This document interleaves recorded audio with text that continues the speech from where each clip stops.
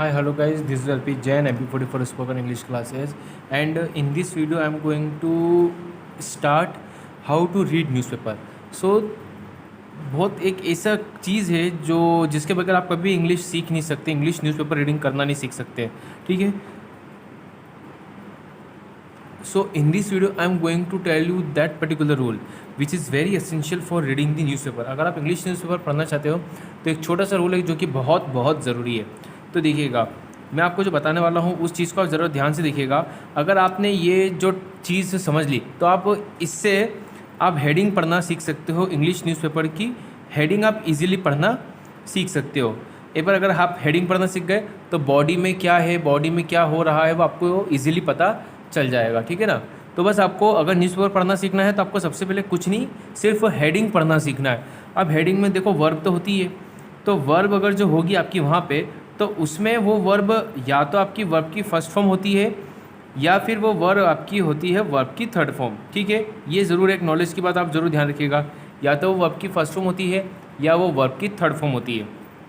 अब इससे पहले हेडिंग में क्या आता है देखिएगा, तो दो चीज़ आपको बहुत ही ज़रूरी है समझना कि ये एक्टिव क्या होता है और ये पैसिव क्या होता है, एक्टिव एंड पैसिव, ठीक है। तो ये ज़रूर आप समझ लीजिएगा, एक्टिव एंड पैसिव। देखिएगा, एक्टिव वो होता है जिसमें क्या होता है, सब्जेक्ट आपका एक्टिव होता है या फिर सब्जेक्ट हमें दिया हुआ होता है, सब्जेक्ट गिवन होता है।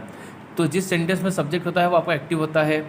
और पैसिव क्या होता है, इसमें आपका सब्जेक्ट नहीं होता है, इसमें आपका ऑब्जेक्ट होता है, ठीक है ना। तो अगर मैं ऑब्जेक्ट की बात करूँगा तो आप समझ जाना कि यहाँ पे पैसिव की बात हो रही है, और अगर उस सेंटेंस में सब्जेक्ट दिया हुआ है तो समझ जाओ कि वो एक्टिव सेंटेंस है, ठीक है।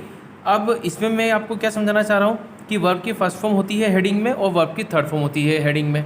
तो अगर वर्ब की फर्स्ट फॉर्म इससे पहले आपको कुछ भी दिख गया, ठीक है, जैसे कोई भी सब्जेक्ट दिख गया, जैसे अगर आपको हो सकता है कभी आई दिखे या ही भी दिख सकता है, कोई भी सब्जेक्ट दिखेगा आपको, ठीक है ना।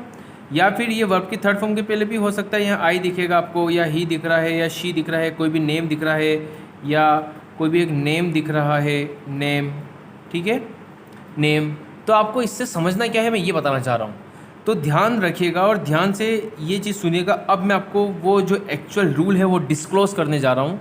तो देखिएगा, अगर हेडिंग में वर्ब की फर्स्ट फॉर्म है तो इससे पहले ये जो भी चीज़ है, ये पार्ट जिसको हम सब बोल रहे हैं, जिसमें he she I they you we है, ये आपका क्या कहलाएगा, सब्जेक्ट। यही चीज़ मैं बताना चाह रहा था आपको कि वर्ब की फर्स्ट फॉर्म के पहले हेडिंग में अगर जो भी आपको आई दे यू वी या नाम दिख रहा है कुछ भी, तो ये आपका कहलाएगा सब्जेक्ट। और अगर हेडिंग में वर्ब की थर्ड फॉर्म है तो थर्ड फॉर्म के पहले जो भी दिया हुआ है ये आपका कहलाएगा ऑब्जेक्ट। इसका सीधा सा मतलब ये हो गया कि सेंटेंस में यहाँ सब्जेक्ट है, वर्ब की फर्स्ट फॉर्म से पता चल गया कि यहाँ सब्जेक्ट है, तो ये कौन सी टाइप का सेंटेंस कहलाएगा, एक्टिव।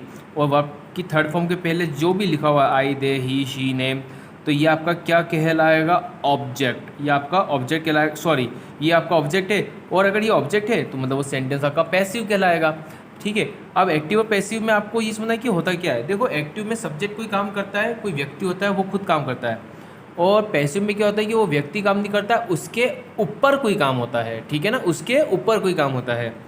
ये ज़रूर एक बात ध्यान रखिएगा आप, ठीक है। तो सिंपल सा मैंने यहाँ पे क्या बता दिया कि वर्ब की जो फर्स्ट फॉर्म है, फर्स्ट फॉर्म के पहले जो भी आएगा वो सब्जेक्ट आएगा। अच्छा, फर्स्ट फॉर्म में आप ज़रूर ध्यान रखिएगा कि यहाँ पे ना एस यस का रूल भी होता है। और इधर अगर वर्ब की जो थर्ड फॉर्म है तो इससे पहले यहाँ पे क्या कहलाएगा, ऑब्जेक्ट। अगर ऐसा हो गया तो समझ जाओ कि ये वाला सेंटेंस एक्टिव का है, मतलब इसमें सब्जेक्ट ने कोई काम करा है, और ये वाला सेंटेंस पैसिव का है, और इसमें ये जो भी व्यक्ति है इधर, जो भी जिसकी बात हो रही है, जैसे आई दे ही शी नेम, तो यहाँ पे इसके ऊपर कोई काम हुआ है। क्यों? क्योंकि थर्ड फॉर्म में है और पैसिव है, ठीक है। बस ये चीज़ आप ध्यान रखिएगा, ये थी बेसिक इन्फॉर्मेशन, ठीक है क्या।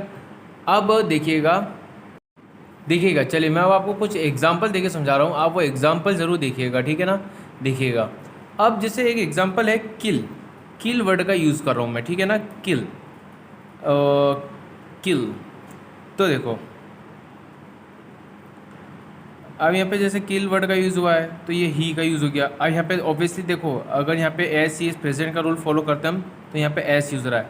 सबसे पहले बात समझिएगा कि यहाँ पे ही किल्स लिखा, मतलब ये कोई प्रेजेंट इंडेफिनिट नहीं है, प्रेजेंट इंडेफिनिट का रूल नहीं है, और ऐसा नहीं होता है इसका मतलब कि ही किल्स मतलब वो मारता है, ऐसा नहीं है। इसमें क्या हुआ कि सब्जेक्ट काम, ये सब्जेक्ट ही, मतलब क्या हुआ है कि मारने वाला जो काम है वो इस व्यक्ति ने करा है, ये सब्जेक्ट है आपका, मतलब इसने मारा, ठीक है ना। ही किल्स मतलब इसने मारा है, और नीचे बॉडी सेक्शन में आपको बाकायदा सेकंड फॉर्म में दिख जाएगा, ठीक है। लेकिन अगर यहाँ पे ऐसा लिखा है ही किल्ड, अब इसको आप क्या समझोगे, देखो ये किल्ड है, ये कोई सेकंड फॉर्म नहीं है, ये है आपका वर्ब की थर्ड फॉर्म और इसके पहले वाला ऑब्जेक्ट है, और यहाँ पे ये सब्जेक्ट है, मतलब ये सब्जेक्ट है तो इसने मारा और यहाँ पे इसको मारा, ठीक है ना, क्योंकि ही है और ही आपका ऑब्जेक्ट है। कैसे पता चला ये ऑब्जेक्ट है, क्योंकि यहाँ पे ये थर्ड फॉर्म मिला है, एक्चुअल में ये थर्ड फॉर्म ही है, सेकंड फॉर्म जैसा कुछ इसमें होता ही नहीं है। हेडिंग्स में 99% थर्ड फॉर्म ही यूज़ होता है, एक्सेप्शन में सेकंड फॉर्म का यूज़ होता है।